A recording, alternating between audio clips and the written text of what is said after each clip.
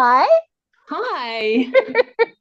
All right, I'll just quickly explain the setup for you. So you've Yeah, got sure. a camera facing me, but then we've got you on a lovely big screen, and then the screen is facing out to the audience, so they can all see you, even though you can't see them. They're all waving back. I've seen the videos, so it's exciting to be on the big screen there. Oh, good. Thank you so much for joining us. Where are you joining us from? I've had a few people ask.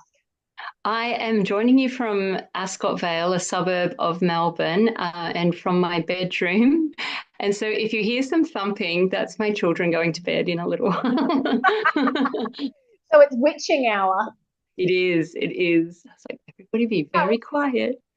how old are your kids? 10 and 11 now. So they know a lot about the 10th century for 10 and 11-year-olds. Junior experts. Yes, they are. Yes. Alrighty. So now that I've just explained what we've got going on here, I'm going to begin with our acknowledgement of country. We are so privileged to be coming together here on beautiful Noongar Budja. This land has been looked after by the Menang people for thousands of years, and it's such a privilege to be able to come here and share stories together. I'd like to acknowledge the elders, past, present, and emerging. Thank you. Okie doke, let's dive right in. Marion, can you tell us about young Marion? Young Marion, she's a long time ago. I had a weird childhood. First steps on a tropical island off the coast of Townsville. And then when I was 5, we moved back to my dad's hometown of Ballarat, which is freezing cold. And and steeped in history. And I remember asking my mum and dad if there were sharks in Lake Wendouree, which is like 6 kilometres around and 2 kilometres across, and just a freshwater lake. But I had lived on an island where there were sharks, so but I often laugh at my little self. But so I grew up in a historic home. My dad's house has been in his family for over 100 years now, and I mean that's sort of historical for colonial Australia. And we used to take tours through the house because a lot of it is still as it was in the early 1900s. And so, yeah, there was all this history, and we had a funny family. My mum used to be a nun before, yeah. So I've always been really interested in stories of nuns and convents. And my dad used to be a Christian brother, and so I thought this was perfectly normal. And probably lots of people were the same. And I think I was probably about 10 when I started to realize we had a really strange family. We had 2 foster brothers who were older, and then 3 of us girls. I was the middle of those girls. So Glenn and Stuart came to live with us when I was about 2, and we later found out they're partly Indigenous, and so there was a lot going on there. So yeah, it was an interesting childhood. And then when I found out we really weren't normal, I just wanted to be normal, but I also wanted to be a mermaid really badly. So that was my A life. normal mermaid, of A course. normal mermaid, yes. I think we all want to sort of stand out, but also desperately fit in. I have days where I'm like, I don't want to be perceived. And I feel like it's like that when you're young, where like you want to be your own person and you want to be popular, but at the same time, you're like, I don't want to do anything that's going to make me like potentially a laughing stock. Exactly. A mermaid would be pretty funny in the school I went to. Maybe trying to get through the corridors. Yeah. Yes, yes. Like Wendoree's mermaid. And what was young Marion's relationship to reading? What did you grow up loving? Yeah, well, my dad is a rare book collector, also weird. And he's got, massive big volumes of Imperial Shakespeare. I did a little Instagram reel showing off some of my favorite books from his library recently. And so we had a ridiculous choice of books to read. And, like I read everything, but I was quite a slow reader. I wasn't one of these kids who devoured all the books as they came out. I was quite slow, and I used to get quite anxious about reading because I could read quickly, but I didn't feel like I could. Mm. I really like to sit with a text, and I still really like to read slowly and over, read over passages and go back. So I get anxious at the thought of, booksellers and how much you must read and have to read. You Because just don't I can sleep. read quickly, but I do like to read quite slowly. So I had all these books around me, but we were also quite poor. So we often had an empty fridge and these amazing books on the bookshelf to read. Dad's got a wall of National Geographic. So I would just lose myself in those quite often. And, they're just these little yellow, glossy, golden books, really. They fed you. They fed your soul. They did, they did. And I mean, it's funny to read them now because I can recognize a lot of bias in the reportings. Like, if you pick up a 1970s National Geographic about people in Africa, you can really see the bias that's there on the page, but I couldn't see it at the time. Mm. Yeah. With sort of such a rich selection to have when you were growing up, was there any kind of like literary snobbery? Like, was there sort of like if you tried to bring home from the school library, like, I don't know, I'm trying to think of what was frowned upon. Oh no, like, choose your own adventures or something. Yeah, yeah, exactly. I always brought those home. No, Dad was just happy if we were reading. And if we had a question about homework or, an assignment, oh, I've got a book on that somewhere. And he would rush off. He loved it. He'd rush off and scour his bookshelves that were in no order at all. Amazing. Book here somewhere, and he would find this one book, and we'd paraphrase that and probably copy large parts of it and get a good grade. Yeah. So he loved being able to feed that, so that was really handy with homework. Yeah, but no real snobbery. No, he's neither of my parents are like that. My mum was a teacher after she was a nun, and yeah, so as long as we were reading, and I think my brothers were quite a handful, so it was sort of our job to be good girls and be the quiet ones, read a book. Yeah. Boys just run full tilt, don't they? They do. I Yeah. realize now that a lot of what my brothers got up to was really boys. Oh, sorry, you've dropped out a little bit there. Say that again. If that's Yeah, okay. I've got two little boys, so yeah, I Yes. know now. Yeah. I don't have any kids myself, but I see it just with my niece and nephew. Like, oh, my nephew, he just doesn't stop, and my Yeah. niece just loves girl time. Like, I've never seen a 5, nearly 6-year-old love hummus and crafting time as much as this kid. Oh, I know. They're so funny. It's pretty full on a lot of the time here. Yeah, but they're very different though. And my most full on little boy is a big reader, so his reading has just taken off, and I was a bit concerned because neither of them seemed interested in books. And I was like, what? And then suddenly it just took off. Yeah, so it happens. You're like, look at Grandpa's collection. Like, Yes. come on, you want to get into this. And did Yeah. he help with, you were saying that he helped with research when you were a child. Did he help with any of the research for by her hand? A little bit, yeah. So, I mean, he was really went through a big stage with the Book of Kells, and so I remember looking at the Book of Kells, and when he had books on Beowulf and things like that I took for granted, and now, I just think. Not everybody's got a copy or two or three of Beowulf on, and books on Old English. So I guess that familiarity was there. And yeah, he's just so great to talk to about anything to do with history and to just pick his brains. And his focus is more on Australian history and especially Ballarat history. But yeah, he loves it all, and it was nice because he loved my book, which he didn't read until it came out. So I was like, phew. Yeah, he like, oh, nailed it. Thanks. Yeah.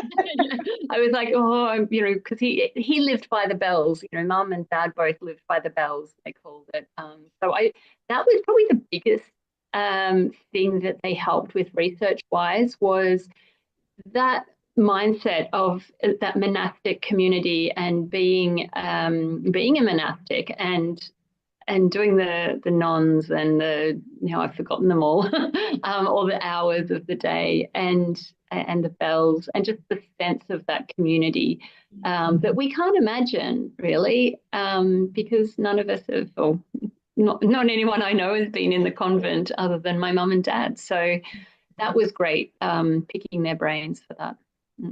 Getting that sort of first-hand experience. Yeah. And what about you've been crazy busy touring, I presume?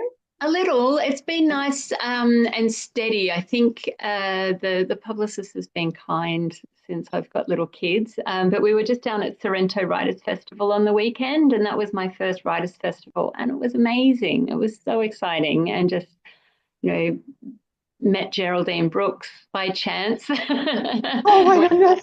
Yeah, so it was wonderful. But also just the way the festival was curated, and you'd be on a panel and think, why am I on a panel with them? And then it just worked so well. So yeah, that was really exciting. And you get to talk about writing and books with people who love writing and books. So great, like tonight. It's beautiful how warm the community is, isn't it? It's sort of, I remember the first sort of, even just coming as an attendee, the first big conference I went to, I was, oh my God, I'm surrounded by all these famous authors and they're just here. Where's security to stop me? Like throwing myself at their feet. But they're just people. They just love books and writing. Exactly. And I think we're so, I mean, as writers, we stay in our cave and write away and then going out. I mean, it was like, you guys didn't have much in the way of lockdowns, did you? Because we were just, lockdown central here.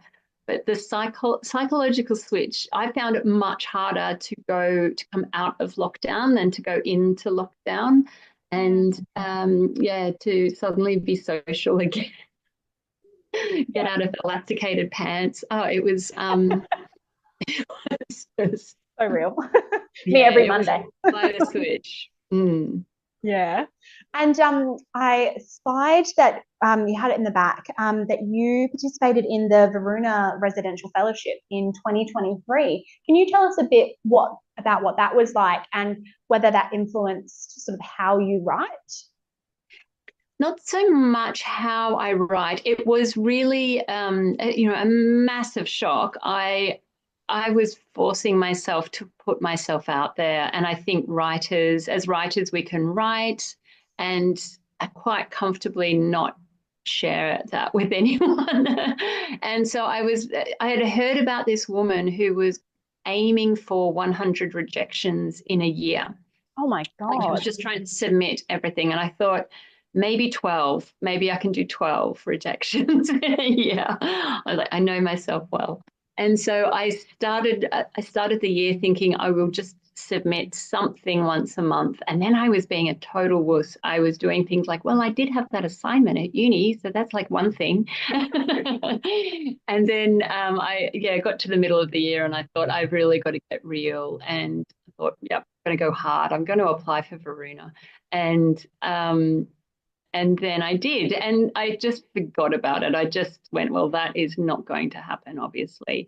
And then I met Catherine Milne, my now publisher, and I pitched to her as part of a university assignment that because I was studying writing and this course was working on getting us ready to be able to pitch. So she was invited in as a guest speaker and to hear 5 of us pitch and just to see, how we were at pitching. It wasn't to actually pitch, but I was still very nervous knowing she's Catherine Milne, so she's published Trent Dalton and Holly Ringland and Julia Baird, so many great Australians. So she's had this role in Australia's story landscape. And my friend and one of my heroes, Robin Cadwallader, who also writes medieval literary fiction. Anyway, so Catherine had said, I really like your story and can you send me some pages? And then she'd said, right, I really want this. And I said, it's not finished yet. And so she took it to acquisitions, and HarperCollins acquired it. And on the day she told me that, I also got that acceptance from Veruna to say, and so I was like, all right, I'm done for the day, no more work. Yeah, absolutely. What a high. I did scream when I mean, everything else, you kind of go into shell shock when things happen. You go, oh, is this real? Is this real? But Verena, I did actually let out a little scream. And my Yeah, husband said, are you absolutely. starting to realize you might have something here? But yeah, but being at Veruna was just beautiful. And I went really, really hard writing and finishing my draft up there before submitting it. It's just incredible atmosphere. I didn't get the ghost thing. People talk about the ghost, that there's a ghost there, but the ghost was pretty quiet when we were there, if there's a ghost. They were like, she's here to grind. She's here to get this done. We'll leave her alone. Maybe that's it. Maybe the ghost just comes and scares people who aren't doing enough writing. Maybe we Yeah, all exactly. If you're idle. And was there one sort of spark for this novel? Was there something that kind of you can go, that was it? No. Nah. I think it's funny, there's not really a spark. I kind of think of it as sort of a forest, and there's soil and there's seeds, and things growing at different times and rates, and there's seasons. So I Yeah. think of it as sort of a patch of woodland, like something out of the novel. So definitely the soil was when I was living in England. I was in Manchester, and I really got into the English history and realized I knew nothing beyond the Tudors, and that something happened in 1066. And there was Stonehenge, and that was pretty much the limit. And I thought, oh gosh, I thought I knew English history, but it was really quite recent, my knowledge. And so I delved into it. There was a Roman fort that was near where I lived in Manchester, and I used to go to the Peak District all the time, and I absolutely loved Hope. And I mean, you fall in love with the name of the place. It's there's a place called Hope, and it's real, and it's so beautiful. And yeah, so there's the Hope Valley, and I would just catch a train from Manchester and go there, and not with an idea of a story in my mind, but I was also at the time interested in what, I mean, the term Anglo-Saxon is quite contentious now for different reasons that we probably want to go into. But the period people that were living in that part of England at the time were the Angles, so the Anglo of the Anglo-Saxons, and yeah, there was I was fascinated with it being near a border that was very undefined, and the Danes or the Vikings living sort of over a little way over the hills, and these people living in this quite remote community in this beautiful, beautiful part of the world with these hills all around them. So that really shaped Freda. And then, I mean, later on when I found out about Athelflaed, I was like really in love with her. And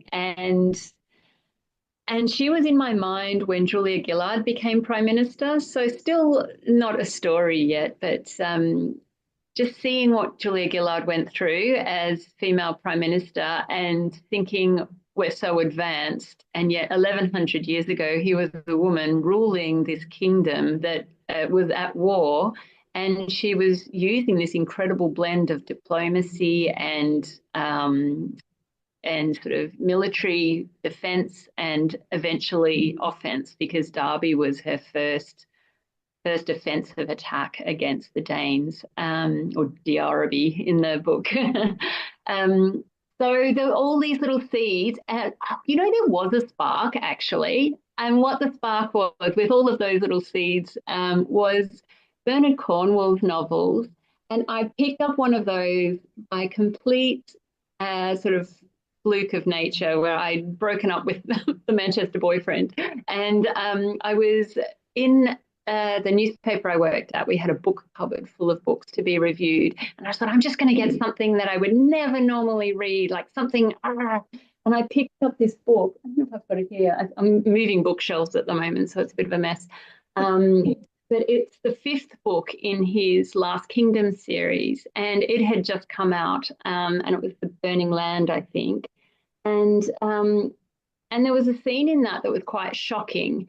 And then when I realized it was quite a bit of a something you see quite often in medieval films. There's a raid and the houses are all burning and a little kid runs off into the woods.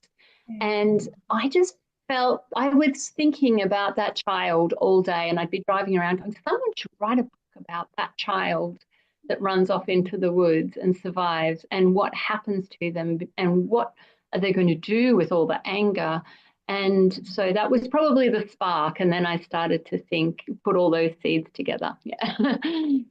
Beautiful. Oh, actually, with all my gentle stalking, I think I saw the interview that you did with Bernard Cornwell. Was that for that? Oh, good. There you go. It was fantastic. That was actually for his Sharp series, because his book's coming out, and he's amazing. I really did like his Last Kingdom books.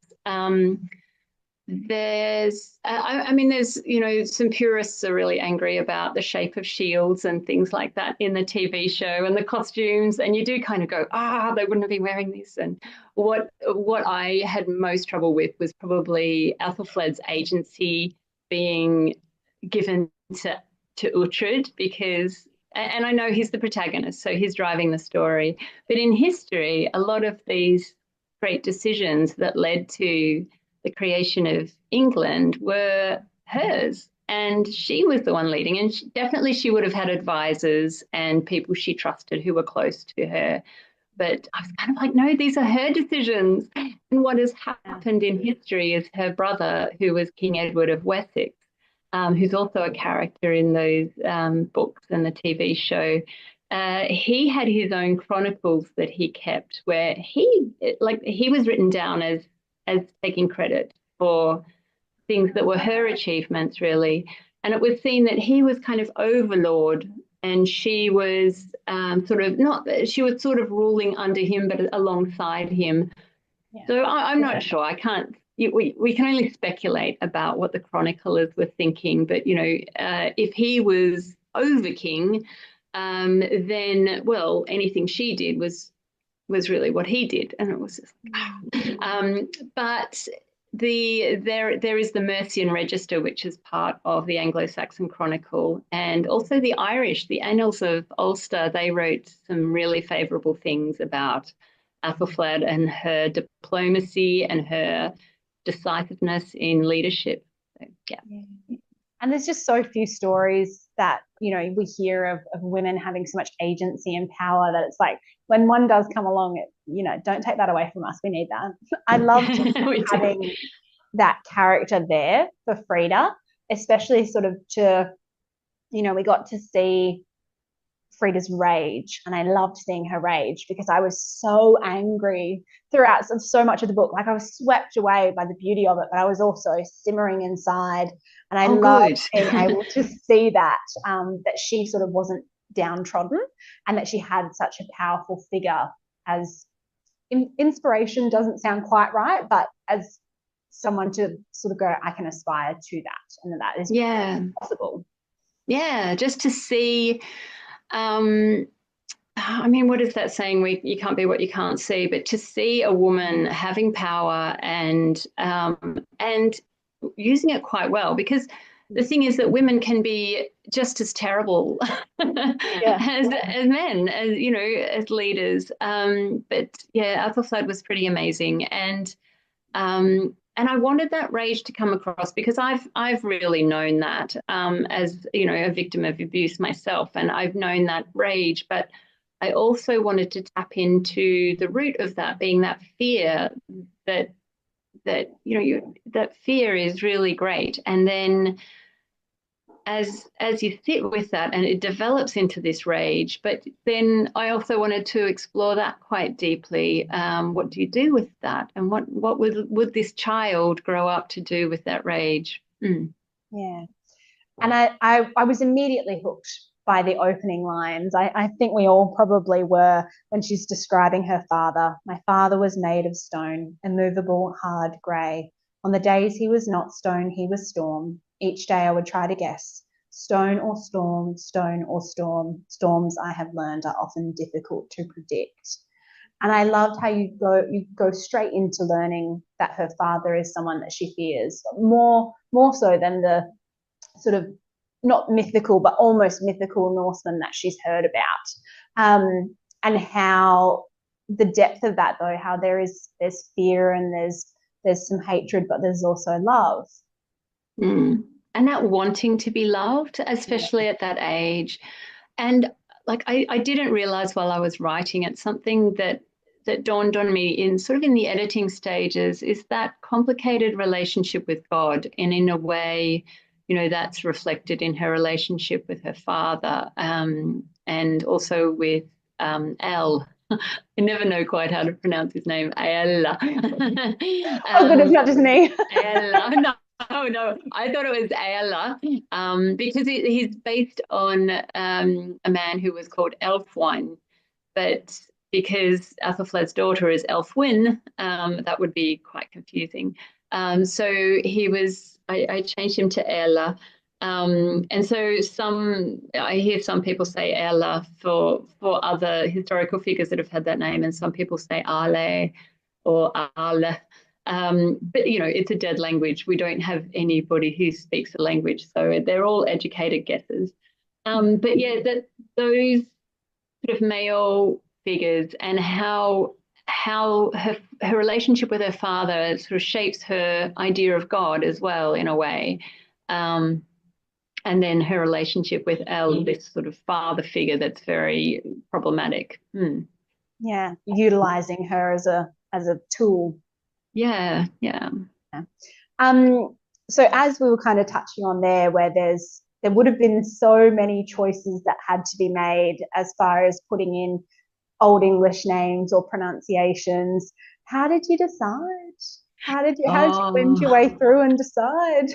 I think I knew I couldn't get it right for everyone, so I had to really get it right for myself. And I think, you know, if I edited the book again, I would probably go, oh, let's change that back. I was still changing things quite late. But I was really inspired by Bernard Cornwell, who went with the Old English place names. So I spent a great deal of time in the State Library. There's this beautiful book with all the Old English place names. Oh, you can actually go through place names of all different times in England. So I would go for as close as I could, and they were from primary sources. So I would go for the name that was as close as possible to the time period. And then the names, Old English names. And I mean, I went with full names of real characters, except for Elfwine, who I changed to Ella. But I know there are authors who have changed, you know, Athelflaed or Athelstan, all the apples, and other names. So for the names that I was making up, I tried to go with something that was a bit more accessible, except Rothmere. I mean, I wanted a name that started with I think the author Hrothgar is the character in Beowulf, Hrothgar's Hall, and so I wanted to build on that. There's a few little Easter eggs for anybody who's studied Old English history. There's Hortha and Hengist both get a look in, and those names are actually names of people that might not ever have existed hundreds and hundreds of years earlier, who were said to be the first of the Germanic tribes to come to Britain and invade. Whether they invaded or settled peacefully, we don't know. There's sort of evidence going both ways.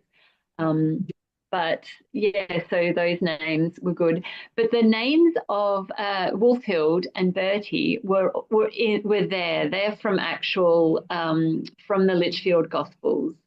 So the gospel book that Freda graffitis in that scene, those names are in that actual book, which when I found out about that, I was like, they're my girls. And I had sort of very early on, I had sort of placeholder names for these girls, and I knew they were these naughty nuns who snuck down to the Roman ruins at night.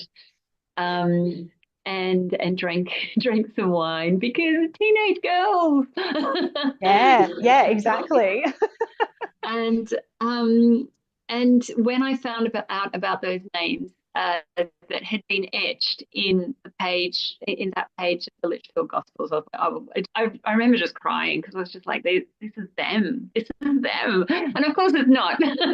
But yeah, so I took those names, Wolfhild and Bertfled. So Bertfled became Bertie, and yeah, so some names I mean, it's a naming system where you have sort of two parts to each name, and each part is an Old English word. So there was kind of, you would have hope and war, or you would have, strong and hild, like for helmet or something like that. So there were yeah, there's a system to the name. So you could kind of mix and match and make up your own, but there were some elements that are only male and some elements that are only female and some that could go in both. So yeah, it's interesting when you think of it with a 21st century mindset. Absolutely. And did you end up having like a favorite word that you found during this research? So many. It's some that I really hated as well. They're like, um, I mean, I think Utsharu is that like Utsharu. The concept of it is beautiful. It's a word from a poem called The White Lament, which is just beautiful, and it's very soulful and an emotional poem. Which a lot of ancient poetry and a lot of the Norse sagas are kind of like this happened, then this happened, then this happened. You don't get a lot of interiority.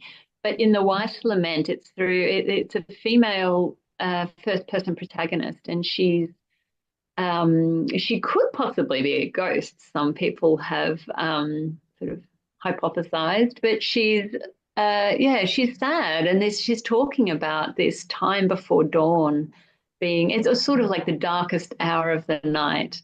And it just works so beautifully and metaphorically with just life really in general and what's going on for Freda as well. And I am reading Elif Shafak's There Are Rivers in the Sky. So good. My favorite book from last year. Absolutely. I will not shut up about that book. Yes. And there's a bit in it. I've got to go back and find it and circle it. It's a different word, but similar philosophy of that darkest night before the darkest hour before dawn, when you just feel like the dawn is never going to come, and that just sort of balances out with that theme of hope as well. So I think Utsharu, I think that's how you say it. Yeah. And I loved how we first hear about that from Nancy. How would you say her name? Yeah, Nancy. Well, she's just Nancy. It's just the old Irish spelling of Nancy. Yeah, and she's a funny mix. I wrote a lot more of Nancy that didn't go in the novel, because she's actually really based on a woman called Mary who I knew in Manchester who was Irish, and she'd moved there from Ireland when she was like 14 or younger, and she still had the thickest Irish accent, and she was such a character. Ice in her wine and buying us whiskey all the time. And so I imagined her as Nancy. So yeah, she was a fun character. She was great. And I love how we see this, it twines in like beautiful nature around hope, and also this kind of fae element. I was chatting with a few people earlier, and they sort of felt the same, that it almost a sense of fae. Was that something that you particularly were drawn to?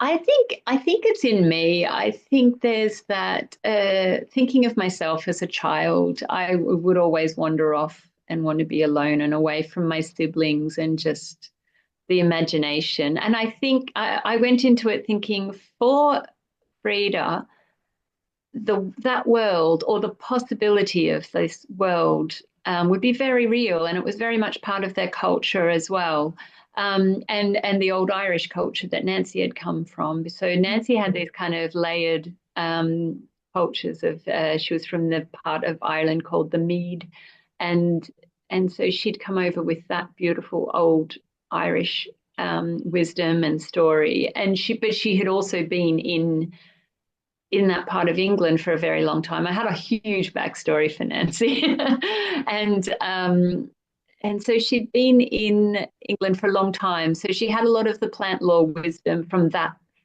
part of England as well. So I was trying to imagine she wasn't all one or all the other. She was a bit of a mix.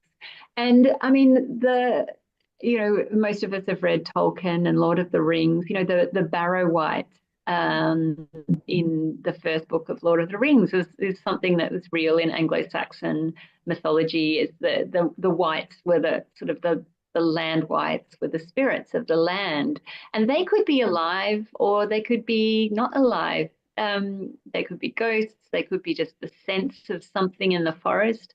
And I think these people lived very, very close to the land and, saw meaning in the turning of a blade of grass. So I thought, who am I to come along and tell these characters what's real and what's not real to them? This idea of dragons would have been just as real. I mean, there's paintings and drawings from the time of like lions and some elephants and giraffes that look ridiculous to us now because we know what these things actually look like. But nobody had seen a giraffe in England at the time, and there were stories about these things called lions, and there were stories about unicorns and dragons and miracles, stories of miracles. So this was all, I had to kind of get out of my 21st century brain and realize this was the possibility of these things was very real to them. And having sort of the access to education to be able to write and have access to be able to draw and record things as well would have been so limited that sort of, we all know how, you tell someone something and it goes to the next person, the next, and it can all get very distorted. And I imagine that would have happened a lot with things like someone coming back from a travel and seeing something marvelous and it gets retold in the telling each time. Oh, it's great. I don't know if anybody's read Nicola Griffith's books, Hild of Whitby, which is set a few hundred years before my novel. And Hild was, St. Hilda. And there's stories about how she said, I will build my abbey here, the beautiful abbey at Whitby. And they said, well, we can't build it here. There's snakes everywhere. And that she held up her hands and prayed over the land and the snakes all turned to stone. And then the brothers, the monks went around and threw all these stone snakes out of the way. And so people would sell ammonite fossils and carve away the head, carve a little snake head into them and sell them as a relic of St. Hilda's. And an ammonite is actually an emblem on a school blazer for St. Hilda's here, which I just think is gorgeous. Because, wow. Yeah, I love that. I wanted to ask you, actually, I recently listened to an episode of Ologies. Have you heard of Ologies? I haven't heard of Ologies. I know you mentioned it. Yeah, so it's a podcast. But I haven't heard of it. Yeah. And this lady, she gets a different sort of specialist in all these random fields on each time, and it's all these ologies that you may have heard of or not. And there was one recently that was on medieval codicology, and their little breakdown of it is weird medieval manuscript art and memes and snails. And I was most of the way through my second read of By Her Hand and went, tippy tap tap tap, because Marion has to find this episode, because they talk about the same sort of thing, how there was so much sort of restriction on who had access to be able to record these things, and no one got to write their name next to them and things like that, so we don't know who did them, and how a lot of them there was sort of a lot of politics behind them as well. And that was another one that made me think of Ella, and his Yeah, Ella. machination. Yeah, I call Ella him with, L in my head all the time for simplicity. It was just L. yeah, But yeah, you know how yeah, when you're reading and there's like a fantasy or something and there's a big name, you just try to bit of yeah. that. Did it. The only one that I was like, yeah, and I was saying to some people before was Winningus. I don't know if that's how you Ah, say it. yeah, winning guff. Yeah, Winningar. There we go. winning So guff. that's the one that just Yeah, they're those my leg brain. bindings. I'm Mm. never going to be able to use that in conversation, but that one I'll never forget. Yeah. And Viking as well was interesting because that was, Wikingus, or Vikingus, because there wasn't really a W in the Latin alphabet at this time. And so the Anglo-Saxons had a symbol for the W sound, and that was the wind. So they shoved that in there. The W was invented hundreds of years later, I think around the 13th century or something. I'm not sure, but they had no W at this time. So it was tricky balancing up those kind of things. I wasn't going to go and take all the W's out of my book. Yeah, gosh, that would have definitely been a mission. So you'd sort of said that with your mum being a nun, you've always had that sort of interest in that sort of history that you've had from a young age as well. Um, and the bonds of sisterhood is something that you do so beautifully right from the start, and then how they change for her. Can you speak a bit about sort of why you chose to include the sisterhoods that you did, and also around how they reflected sisterhood today? Mm. I think, yeah, being one of three girls growing up, that was, yeah, you the Yeah, same. yeah. No Power boys of though. three.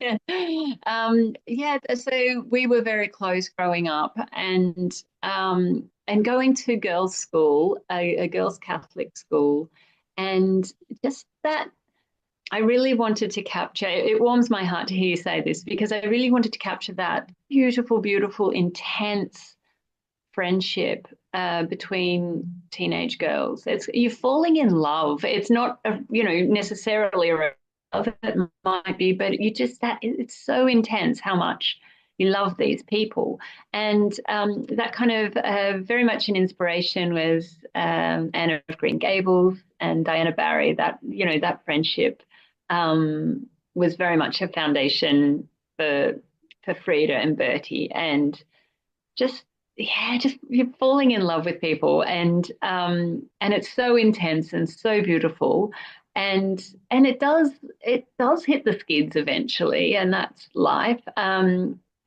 But yeah, so it saved me in a way, I suppose, that sisterhood, and I definitely consciously wanted to get that across. Mm. I love that you had the conflict though, because it sort of showed that sort of sisterhood is something that, like, I wasn't worried for a second that they weren't going to reconcile, because I just knew that kind of bond is something that can overcome so much. Yeah.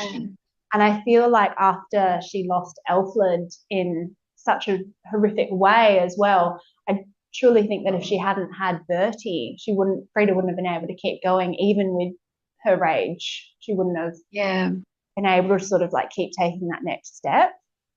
Yeah, they were grounding for her, weren't they? And I think that because she didn't have a mother, um, as well, that sisterhood is even more important. And when she gets to the Abbey, and in a way, she does have a mother, but she doesn't know how much. She doesn't know how to have a mother.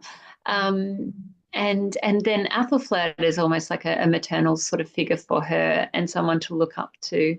So yeah, she's very much sorting all of that out in her head, and yeah, the sisters though were a constant for her, and that's yeah. And I love that we had I'm gonna butcher her name. Kiaru. Oh yeah, Sort of, sharu. Sharu, oh, I think yeah, it is. yeah. It's the root word, and this is one of the names. There's no evidence that there was ever that as a woman's name, but there is such a small number of women's names in the record compared to men's names. There's a huge amount of them, but although a lot of them are Wolfstan and Edward. So, and they had no second names, so it was all first names. But you were, Wolfstan of Hope, or so you were that person from that place. And if there were two people from that place of that name, there would be, then their occupation would come into it, or their parentage. But so Shiaru was, it's sort of similar to Utsharu. The root is that it basically means cares or sorrows, like cares as in your worries. And I had a huge backstory for her as well, but that kind of comes into it towards the end. Because she's kind of the mean girl, I suppose. But I didn't want her to be on a full redemption arc. Nobody really gets a full redemption arc, do they? But yeah, she's, again, girls' school. Yeah, exactly. Been some people, used. And their bond was just even stronger because they had, an antagonist as well. Yes. I just thought as well it would be so intense, a community of 10 women basically, and it can be absolutely wonderful, and you find out who you are in a way, but they're also, sort of locked away from the world, but then the world is big and scary too. So there would be a fear factor there, and then the faith. I mean, gosh, growing up and going to a Catholic girls' school, and it's probably more so in primary school, that idea of almost competitive faith. I figured they probably had as well, who could sing the best and the best psalm and know the best Latin and know all the saints. And I mean, the saints were kind of like rock stars. But I love that we see sort of that competition as well, because it made it so accessible. I didn't have that background growing up, but I still felt like I absolutely understood the dynamics that were at play as well. Yeah. And I really loved how you brought in that they did have their own strengths, and those strengths were kind of reflected in the older sisters in the convent as well. Yeah, I love seeing them. Yeah, and that agency of being able to, I don't know, I think in any community that doesn't draw on its individual's strengths is going to be weaker. And the thing with monasticism is that everybody shares everything and nobody is special at anything. But there were Lauren Groff does this in The Matrix as well, where her character Marie comes in and and puts people where they're best suited into jobs they're suited to, and it absolutely would have happened and was a really common sense thing to do. Yeah. And I love the idea of the, again, I can't say it, the Miss Minsenu, the Minushenu. I need to make softer sounds. It's possibly one of the words I was like, oh, do I call them nuns? Because they did have the word nun, but nun meant something else. Nun was a woman who was generally a widow who lived a devout life in her own home. Just basically said, all right, I'm done, you lot. I'm just going to stay home. Yeah. I ummed and ahed about that a lot, because it's not it basically translates to a female monk, but I still went with monk for the male monks. Which the Old English for a male monk was a minnick, so Minishenu was the female minnick. Yeah. But I loved how we had, Freda choose a place at the convent with the church, and it freed her in a lot of ways, and having that access to writing. Can you tell us a little bit more about maybe sort of the inspiration there to include that element of the writing, and having her be singled out as well. Yeah, and in such a bizarre, sort of questionable way. Oh, look, I mean, without getting too personal, I I know that teenage girls are particularly vulnerable, and men who manipulate or groom them often do so by helping, like by offering and saying, I will help. And then that comes in later on, and well, I've helped you, you have to do this for me. And so it's never all bad. And then sort of once you get tangled into that, that's when you start to go, oh, well, I've kind of brought this on myself. This is kind of my fault because I wanted help with this and I needed support with that. And they really supported me here. And I mean, it's part of grooming, which I've looked a lot into and sadly had experience of on the receiving end. And I did really want to get that across, but in a complex way, because I think adults, predators groom children and teenagers in thousands of different ways, and for many different reasons. And sometimes it is to manipulate and control, and you just never know what's going to happen. Now I've gone off topic from your question. It's okay. Yeah. I think for me, it was just that sort of almost mindset shift that the church was a place where she could free herself as well. Yes. And Yes. later on in the novel, I absolutely adored when, I'm forgetting his name. He also Rothman? A. Alwyn. Alwyn.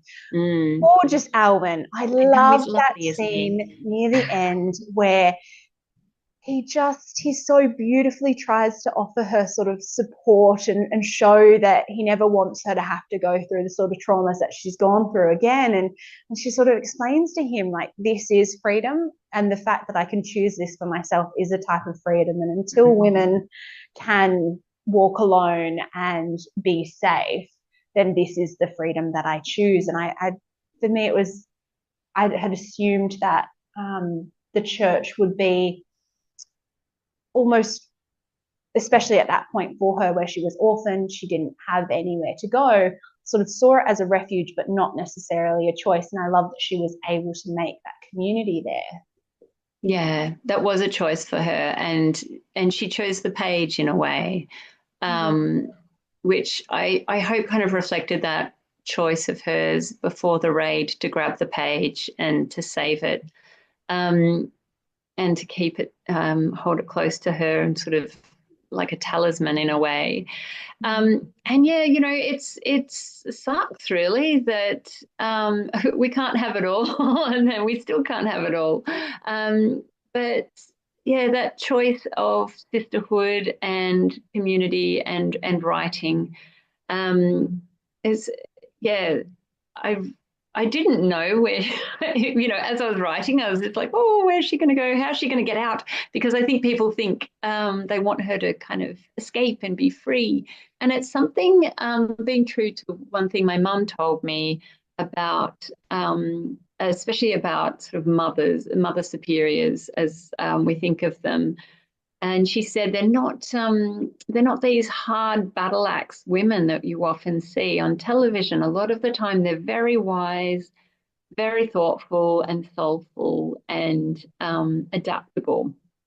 And a lot of the time they've come with their own trauma or their own past, and they're bringing all of that with peace and wisdom and goodwill. And this was not, I mean, there have been some horrendous nuns and some really terrible, I always think of Sister Connie, who taught my brother in primary school, who could like pitch a duster, with the old dusters with the wooden bits. She could throw them across the room and with terrible accuracy and throw them at kids. And this wasn't that long ago. This would not have been legal at the time, even. But anyway, Sister Connie was pretty scary. But I knew some amazing nuns, going through school. So I did want to get that, this can be a really beautiful thing. I don't know, I often say, I don't know why there's not more sort of secular monasteries nowadays, like, really nice big share houses, I guess. Honestly, it sounds like a dream, doesn't it? Having like a share house sort of community of like-minded souls, you all look out for each other, and it's all what we kind of talk about wanting, Like, I just want to move to a block of land out of town. I want to grow my own vegetables. I don't want to have to work a 9 to 5. I want to have people that I love around me. And we're all just talking about a village. Exactly. We long for the village, don't we? Absolutely. Yeah. I mean, it would have been amazing hard work they did. And Nicola Griffith's books do this really well. The book would be like hers, very, very long if you put all of the hard work into it. But there's some really great archaeological evidence when they studied women's shoulder bones that they had from graves, and there was women in about the 7th century that were buried, and they compared the strength that they would have had in their shoulders to modern day Olympic rowing women, like really strong shoulders, because they're like turning this stone every day, and then the weaving, just so much strength in their shoulders. And so I wanted to get across that these were strong women, and they had strong bodies that were capable. They weren't sort of just hobbling through.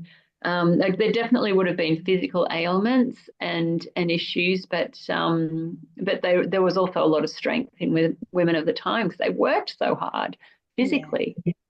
Yeah, I loved seeing that side of it. I must admit, I feel like, and I don't want to be like dismissive at all, but I feel like it's a thing now in publishing, and I'm loving seeing it because I love reading it. But like nun core, and I feel like we're seeing so many nunlit. Yeah. Thank you. That's it. We're seeing so many more like stories, like with, as you said, Lauren Groff with like The Matrix. Just so many more stories where they have nuns as the main character, and I love seeing so much more depth to them than just, I don't know, maybe The Sound of Music. Maybe that was my biggest influence. Yes, Sound of Music and Sister Act. Yes. They were fun. They were fun.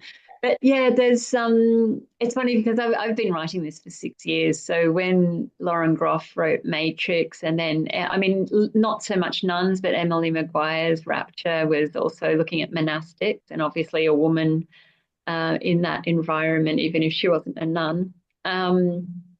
And there's a new one out actually from England called Mia, which has got a slightly similar cover to mine. It's the Zeitgeist. It's weird. And I got in touch with the author because I said, oh my God, this is my cover and this is your cover. Check us out.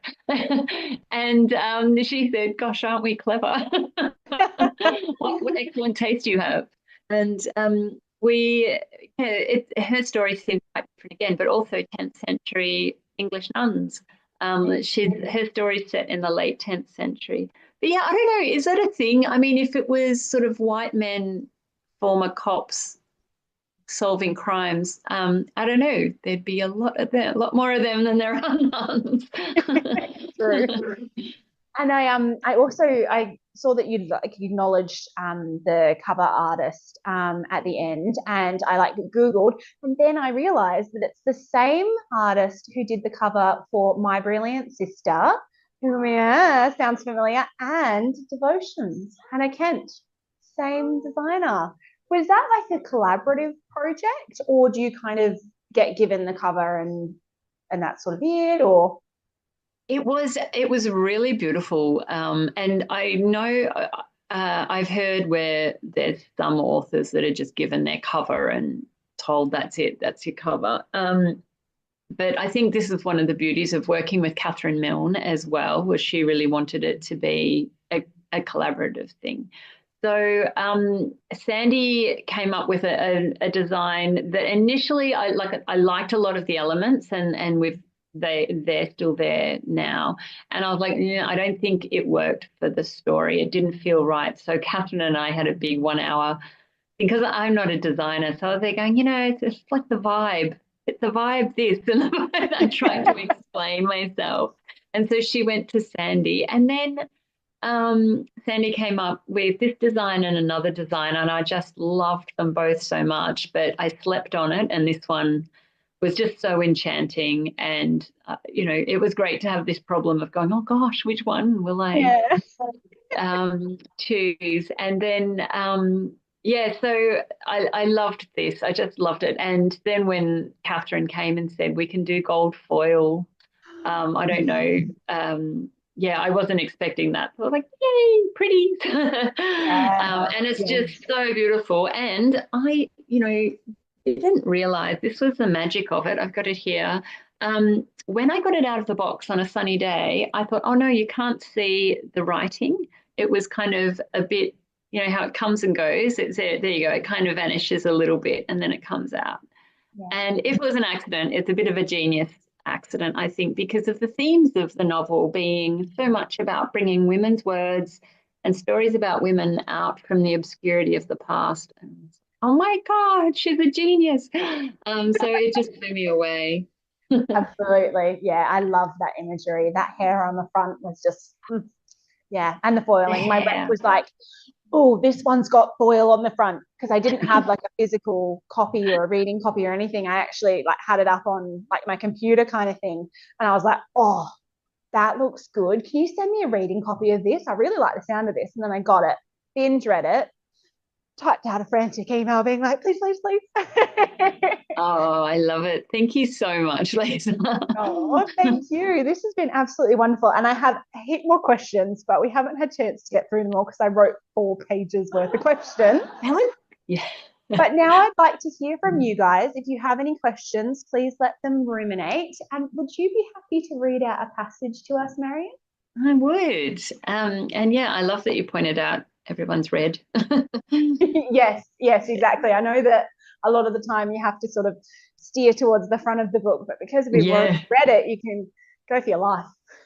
Well, this is a little passage towards the end. It doesn't have actually really spoilers, but I just think it's so pivotal for Freda when she starts to write her poem.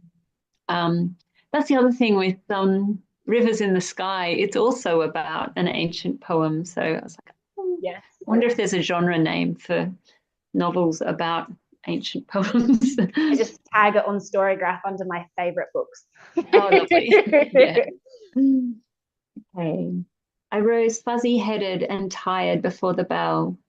A thin thread of dawn glowed, a golden promise on the horizon. I thought of St. Paul, urging us not to allow the sun to set on our anger. I smiled. This sun was not setting. This sun was rising on my anger, illuminating my rage in gold. Perza yawned and stood awkwardly, lifting her head for a pat. She was older now, but she still worked hard. I took out my tinderbox and sparked a small fire in the hall's hearth, watched the kindling crackle and curl. I heated a pot of sand and cured and cut my raven's feather. In the scriptorium, I unstoppered the ink and chose a smooth piece of my sheepskin bokfell.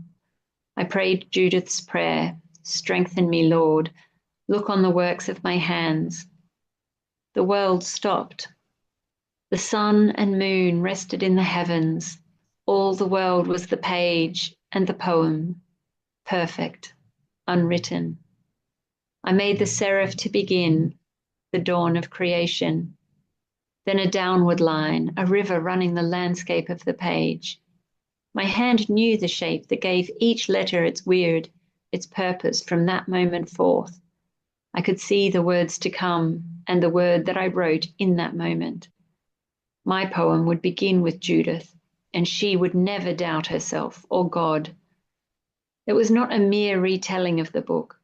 There were no rules to follow now, no bishop checking my progress, no carefully measured borders or lines. The words were a stream flowing from my mind around the floors of the hide, along the curves made as it had been tied on the frame and stretched by my own hands. All those years I had listened and listened with the ear of my heart, but I had never heard God. This room was my church. There was a spirit here, not of this world. Was this God in the words flowing from my hand? Beautiful. Thank you. Thank you so much. That was beautiful. Thanks, And I'm going Lisa. to take one question in before the audience. What's next for you? Oh, next. Well, domination. No. Yes. I have got there's a novel that I actually started before I started this one. And this one's I went for a walk one day and chose which one I would do first. And this one really spoke to me. But the other novel it's set in Australia, and it's based around Ballarat, and it's over multiple timelines, but so it's big. It's a big ball of mess at the moment, but it looks at our relationship with the land and with our Indigenous past and the environment, mining because it's Ballarat and the gold rush, and what we did to the land, what was done to the land there it was just horrendous. It was just so much destruction. And then when they rebuilt, they planted all these English trees and really made it like a little England. And then there's our relationship with sport and war and Anzac. My dad's PhD thesis was on the avenues of honour and living memories. And the problem is now those trees are all dying. And so what do we do as a nation with these memories and sort of looking at perhaps what we have tried to forget and not given memoriam to in a way, and just looking at that whole big messy picture. It's that big. Sounds like it's got amazing threads. I can't wait to see it. Lady Godiva down the track too. I find her really fascinating. She was a 11th century woman called Godgifu, which means God's gift. And Godiva is the sort of Normanized version of her name. And she was a pretty incredible woman. Like everybody just knows her as a naked lady on a horse with long hair, but the woman having long hair, not the horse. But yeah, so just similar themes to Freda in that, that depiction of women, and how those stories get appropriated and used to control. Anyway, one day. Ooh, this is very exciting. We will have to make sure we watch closely. Thank you so much for joining us tonight. I absolutely adored your novel, and it was so beautiful. I had quite a few people in the audience say, oh, historical fiction's a bit outside of my comfort zone, but I absolutely loved this. So thank you for helping us read outside of our comfort zone as well, and get to sort of experience a section of history that we all didn't know an awful lot about as well. As you say, Tudors, tick. Yeah. But it was great to sort of read something a bit more in the 10th century. Yeah, it is. I think there'll be a bit more of this period coming in the next couple of years as well. So keep an eye out. I think, Athelflaed's such a great character. There's also a BBC series coming out later this year that focuses on the Norman invasion in 1066, which was really the end of this period. It was very bang. Like from that day forth, it was Norman England, and Anglo-Saxon England lost all its power. So I've been jotting down some notes. And you'll know now. You guys will all know. You'll be yeah, exactly. Although it's 150 years on from this, but still. We'll just have to keep reading. Yeah. Thank you so much again for joining us, and we will keep an eagle eye out on your future projects. And yeah, have a lovely rest of your publishing tour kind of type of. Yeah, there's a few things on. Yeah, it's good. Thanks so much for having me, everyone. And even though I can't see you, I'm just imagining you're all there with all waving back. Yeah. All waving back and happy. Thank you. Bye. It's been a huge honor. Thanks so much, Lisa. Thank you. See ya.